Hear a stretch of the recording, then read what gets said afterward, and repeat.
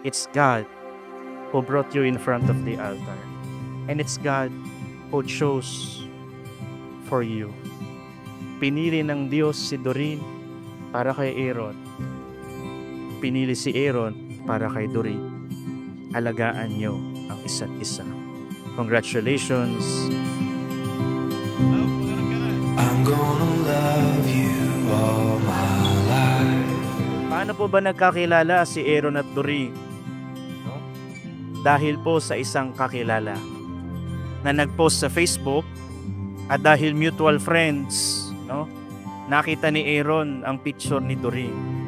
At sabi niya, napakagandang dilag, no? Siyempre, bautista, no? Kaya napakaganda, di ba? Nasa lahi po namin yan. Pinsan ko po si Doreen, ano? Ayun, nagme-message ako, nag-hi, hello. Walang reply. So, kasi, parang nag-story siya about dogs and stuff like that. So, parang, what if doon niya ako mapansin sa pag-reply ko sa messages, yung pag-heart ko, ganun. Tapos, doon naman niya, gumana nga naman yun. Tapos yun, start namin nag-usap, ganyan. Si Aaron ay taga Isabela, tama? Si Doreen ay taga Pangasinan. Who would have thought na sila'y magkakakilala? Na magkakakonekta itong dalawang ito? Alam ng Diyos. Ano pong nangyari, no? Aaron persevered kahit si Doreen ay nag-shut off na ng mga manliligaw. Kinulit ng kinulit. Comment ng comment. Message ng message sa stories, no? At yun na nga, nagbunga nga.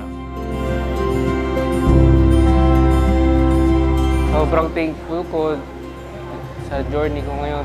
Simula nung 7-8 hanggang ngayon, hindi nag-show up kayo. Healthy kayo. Kasama ko kayong maglalakad sa aisle. With this yung pakakasalaw. Keep all of these words close to your heart. I'm gonna love you all my life. Aaron and Doreen, no? Heto na, no? Heto nang pinakahihintay nila. Pinaghanda ng napakatagal. No, Tito nga na. Napakatagal na hinantay. Pinagdasal, di ba? Hiniling sa Diyos. At heto na nga, this is the moment, sabi nga nila. This is the moment we have all been waiting for.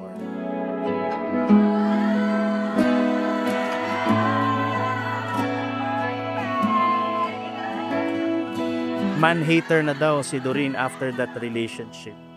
Wala na akong pakialam sa mga manliligaw ko. Kaya nga nung nag-message si Aaron, hindi agad pinansin. Kasi nga ayaw na muna ni Doreen.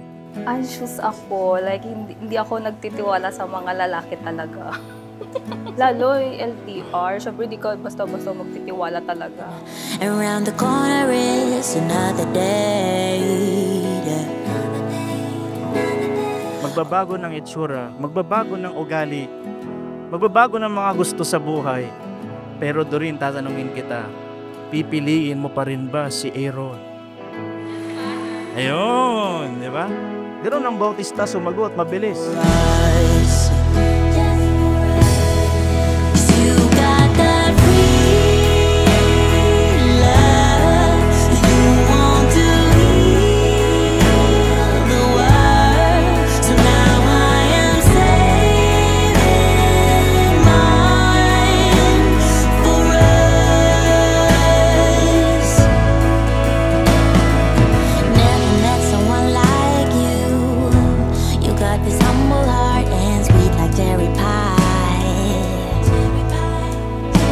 Iba siya sa mga naging niligawan ko din kasi parang andun nga, material wife na tinuring ko siya nung nililigawan ko na siya.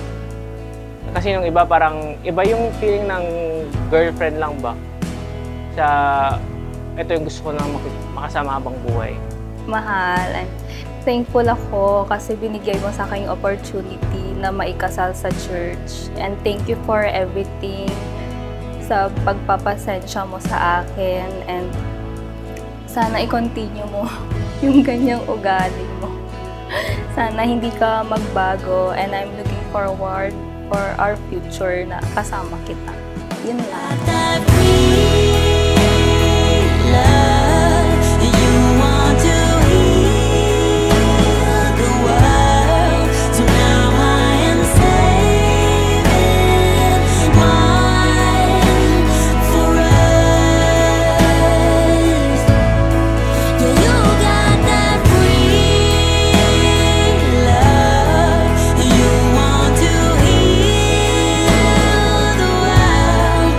So now I am saving mine for us.